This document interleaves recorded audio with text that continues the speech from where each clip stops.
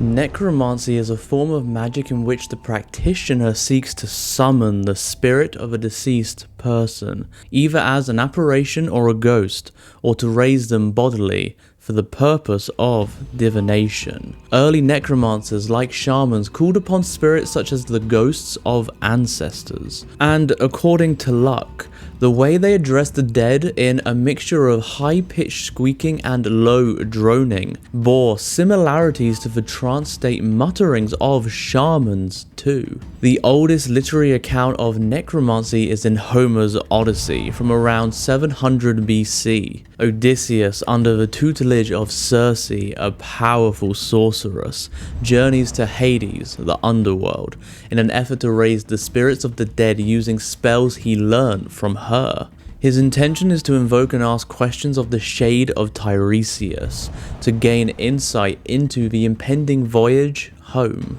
He discovers, however, he is unable to summon the spirit without the assistance of others. In Homer's passage, there are many references to specific rituals associated with necromancy. The rites must be done at night and around a pit with fire. In addition, Odysseus has to follow a specific recipe which included using sacrificial animals' blood for ghosts to drink, while he recites prayers to both the ghosts and the gods of the underworld. In Greek mythology, the dead are referred to as living in the underworld, and the main form of necromancy involves heroes traveling to Hades and claiming souls. Rituals in necromancy involved magic circles, wands, talismans, bells, and incantations. Also, the necromancer would surround himself with morbid aspects of death, which included wearing the deceased's clothing, consumption of unsalted, unleavened black bread, and unfermented grape juice, which symbolized decay and lifelessness. Necromancers even went as far as taking part in the mutilation and consumption of corpses. Rituals such as these could carry on for hours, days, even weeks, leading up to the summoning of spirits, and often took place in graveyards. Additionally, necromancers preferred summoning the recently departed, citing that their revelations were spoken more clearly. This time frame usually consisted of 12 months following the death of the body. Once this time period had lapsed, necromancers would summon the deceased's ghostly spirit to appear instead. There are also many references to necromancers called bone conjurers in the Bible. The Book of Deuteronomy explicitly warns the Israelites against the Canaanite practice of divination from the dead. When thou art come into the land which the Lord thy God giveth thee, thou shalt not learn to do according to the abominations of those nations. There shall not be found among you any one who maketh this son or his daughter to pass through the fire, or who useth divination, or an observer of times, or an enchanter, or a witch, or a charmer, or a consulter with familiar spirits, or a wizard, or a necromancer. For all who do these things are an abomination unto the Lord, and because of these abominations the Lord thy God doth drive them out from before thee.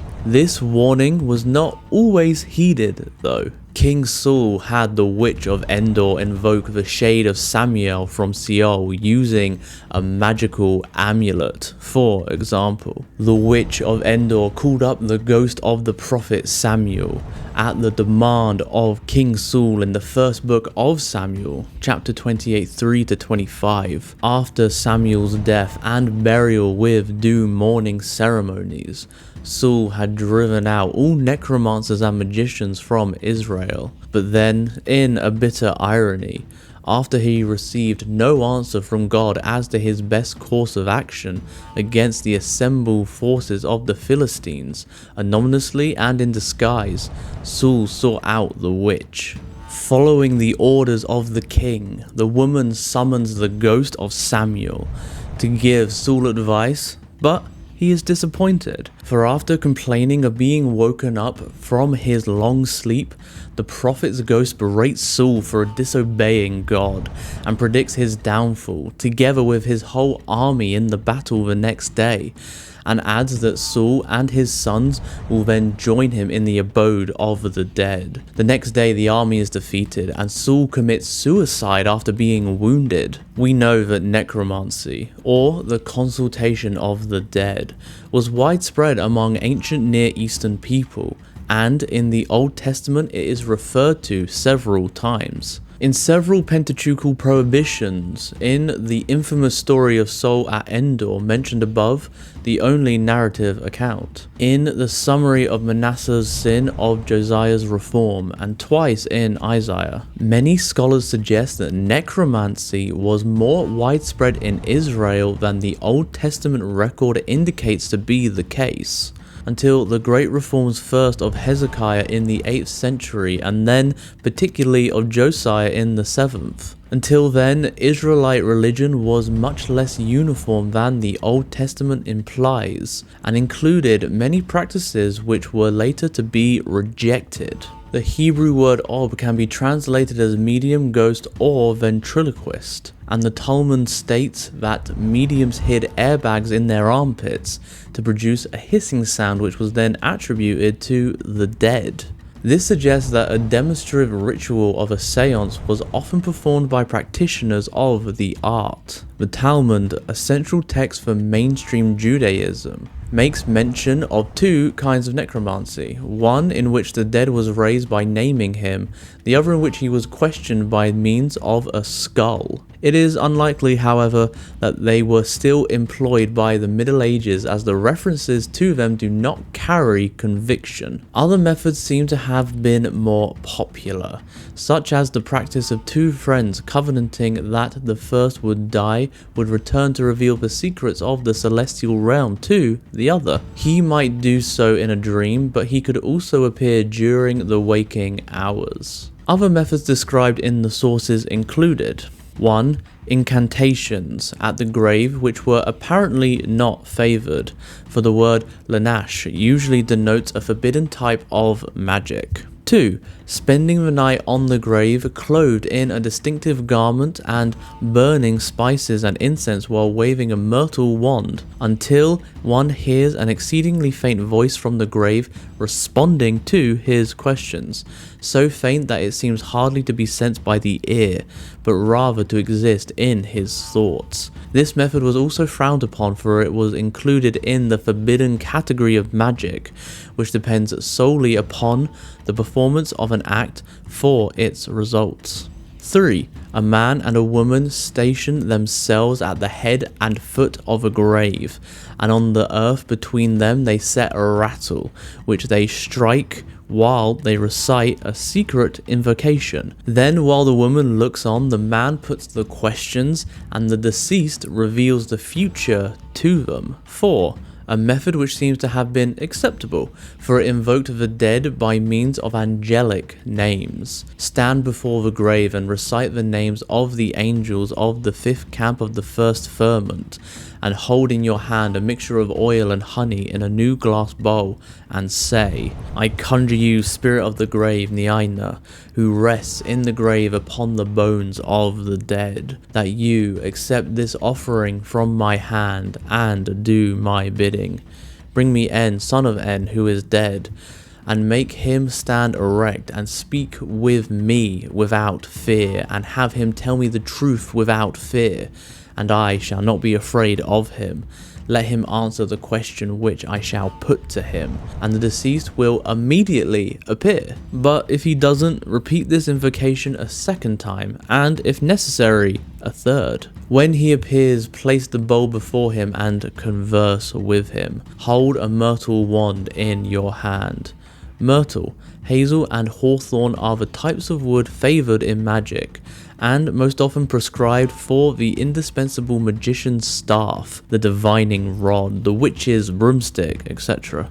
Although Israelite life and faith were centered on the present life and relating to Yahweh in the here and now, and death was regarded very much as the end of this life, rather than the start of the next, as was the case among other Near Eastern peoples. We are offered some hope of an afterlife, for we learn that one day Yahweh will truly deliver his people. Those who sleep in the dust of the earth will awake, some to everlasting life, and some to shame and contempt.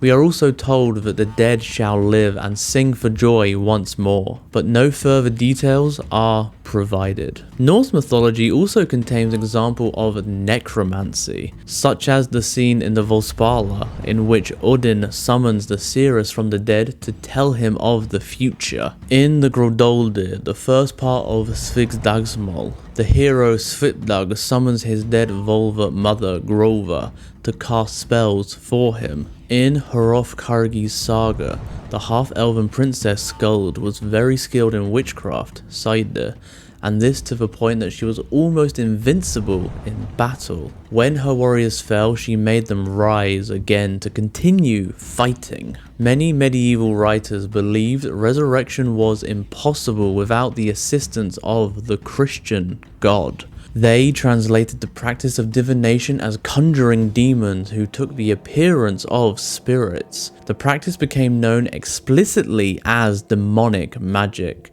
and was condemned by the Roman Catholic Church.